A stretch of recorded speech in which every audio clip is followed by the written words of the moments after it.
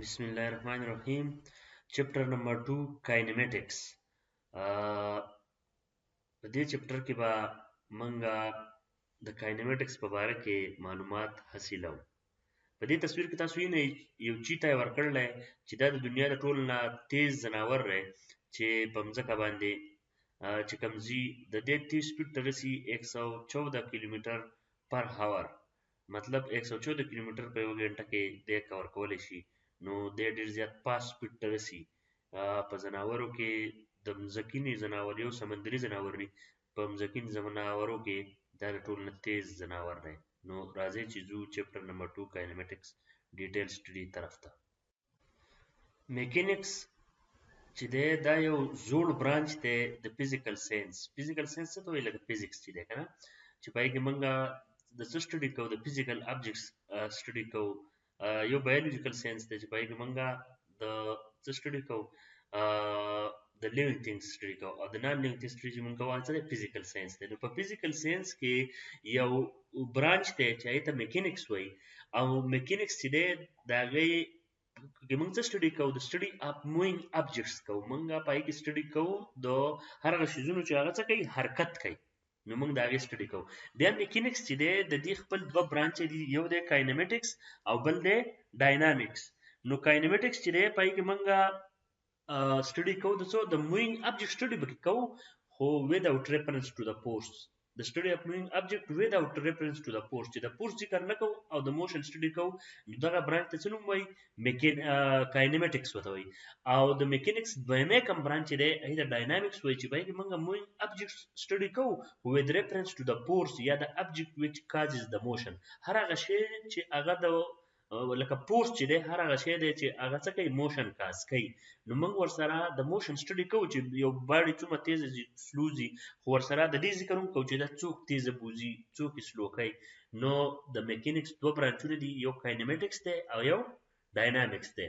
په دې او میکانکس چې دی په دې کې موږ صرف سټډي اف موشن کوو، خو بیا په کاینمټکس کې موږ without reference to the force د موشن سټډي کوو، او په ډاینامیکس کې موږ د موشن سټډي کوو with reference to the force. د فورس هر هغه شی چې کوم د حرکت جوړي د هغه ذکر ورسره هم کوو. نو دا دوه برانچ دي د میکانکس. په کائنات کې زمونږ هر یو شی په کائنات کې په حرکت کې دی.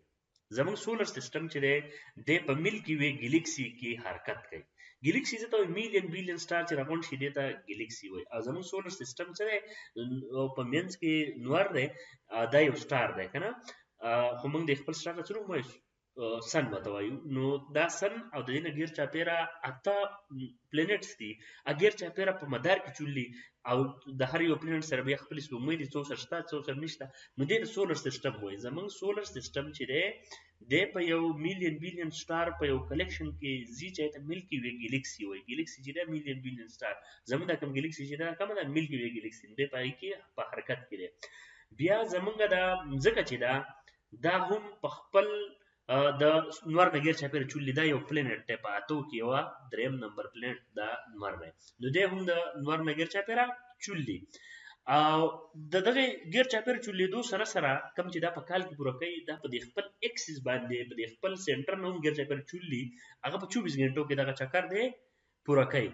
خلق، زناور، هوا او نور ډېر شیزونه تاسو د ځمکې په مخ باندې نه چې هغه کوي حرکت کوي. او الیمنټری پارټیکلز څه ته وایي؟ هر هغه پارټیکل چې کوم نه اټم جوړلې، هغه سمالس پارټیکل چې دا غین هغه یوازې پاتې کېدی شي ته او په کیمیکل ریاکشن کې حصہ اخیستی شي. اټم وایي کنه، دا اټم په خپل هم د وړو وړو پارټیکل نه جوړ لې، پروټون، الکترون، نیوټرونز، دغه نه دي ته الیمنټری پارټیکل وایي. کم چې اټم جوړای او اټم بیا میټر جوړای. میټر څه ته هغه شی چې هغه ځینې سي او وزن لري. نو دا الیمنټری پارټیکل په حرکت کې دي، لکه الکترونز غیر چاپیره نیوکلیس نه غیر چاپیره چولې، دغه شانتي پروټون او نیوټرون په نیوکلیس کې په خپل په حرکت کې دي، په سپین موشن کوي او وایبریټری موشن کوي.